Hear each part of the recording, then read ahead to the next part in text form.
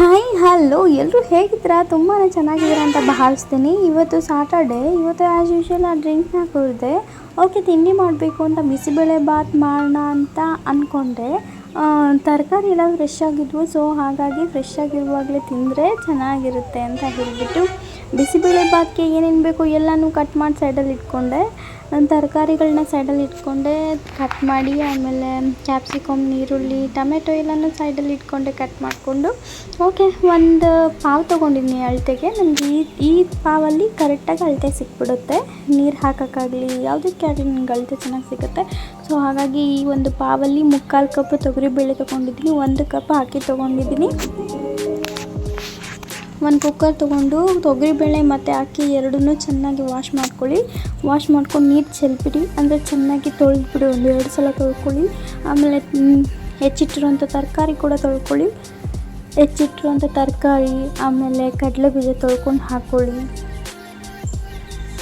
ಆಮೇಲೆ ಟೊಮೆಟೊ ಎಲ್ಲದನ್ನು ಚೆನ್ನಾಗಿ ಒಂದು 4 ಕಪ್ ನೀರು ಹಾಕಿ, 4-5 ಕಪ್ ನೀರು ಹಾಕಿ ಲಿಡ್ ಕ್ಲೋಸ್ ಮಾಡಿ 2 ವಿಷಲ್ ಕೂಗಿಸಿ. ಆವಾಗ ಒಂದು ಹಂತಕ್ಕೆ ಬಿಸಿಬೇಳೆ ಬಾತು ಎಲ್ಲ ತರಕಾರಿ ಎಲ್ಲ ಹಾಕಿ ಎಲ್ಲ ಬೆಂದಿರುತ್ತೆ ಚೆನ್ನಾಗಿ. ಅದಕ್ಕೊಂದು ಒಳ್ಳೆ ಒಗ್ಗರಣೆ ಕೊಡಬೇಕು. ಓಕೆ, ಕೊಡೋಣ. ಅದಕ್ಕಿಂತ ಮುಂಚೆ ಈ ಬೇಳೆ ಮತ್ತು ಅಕ್ಕಿ ತೊಳೆದಿರುವಂಥ ನೀರನ್ನ ನಾನು ವೀಳ್ಯದೆಲೆ ಗಿಡಕ್ಕೆ ಹಾಕ್ಬರ್ತೀನಿ. ಬಿಕಾಸ್ ಅದು ತುಂಬ ಚೆನ್ನಾಗಿ ಸಿಗುತ್ತೆ.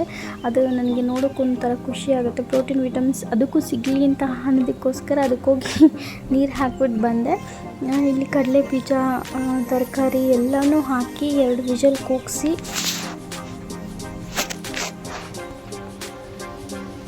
ಸೈಡಲ್ಲಿ ಇಟ್ಕೊಂಡಿರಿ. ವೀಳ್ಯದೆಲೆಗೆ ನೀರು ಹಾಕಿ ಬಂದೆ. ಅದು ಅದ್ರ ಪಾಡಿಗೆ ಅದು ಕೂಗ್ತಾ ಇರುತ್ತೆ ಕುಕ್ಕರು.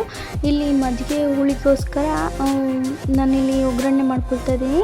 4-5 ಮೆಣಸಿನ್ಕಾಯಿ, ನೀರುಳ್ಳಿ, ಜೀರಿಗೆ, ಬೆಳ್ಳುಳ್ಳಿ, ಕರ್ಬೇವಿನ ಸೊಪ್ಪು ಎಲ್ಲನೂ ಹಾಕಿ ಸಾಂಬಾರು ಪುಡಿ ಹಾಕಿ ಕಾಯಿ ಹಾಕಿದ್ದೀನಿ.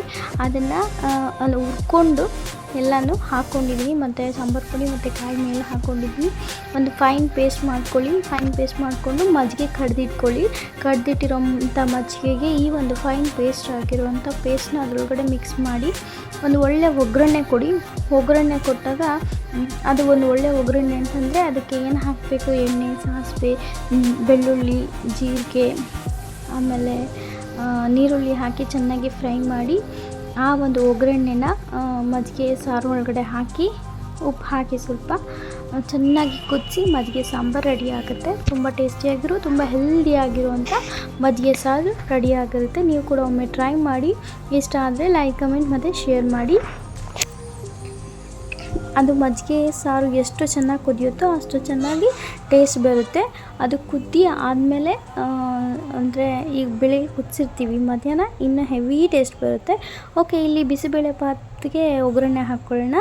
ಎಣ್ಣೆ, ಸಾಸಿವೆ, ಕಡಲೆಬೇಳೆ, ಕ್ಯಾಪ್ಸಿಕಮ್, 2 ಸ್ಪೂನ್ ಸಾಂಬಾರು ಪುಡಿ, 2 ಸ್ಪೂನ್ ಖಾರದ ಪುಡಿ ಹಾಕಿ, ಅದಕ್ಕೆ ಸ್ವಲ್ಪ ಗರಂ ಮಸಾಲೆ ಹಾಕಿ, ಕೊತ್ತಂಬರಿ ಸೊಪ್ಪು ಮೇಲೆ ಹಾಕಿ ಚೆನ್ನಾಗಿ ಕುದಿಸಿ ತುಂಬ ಟೇಸ್ಟಿಯಾಗಿರೋ ಹೆಲ್ದಿಯಾಗಿರೋ bisibele bath ready. Thank you so much.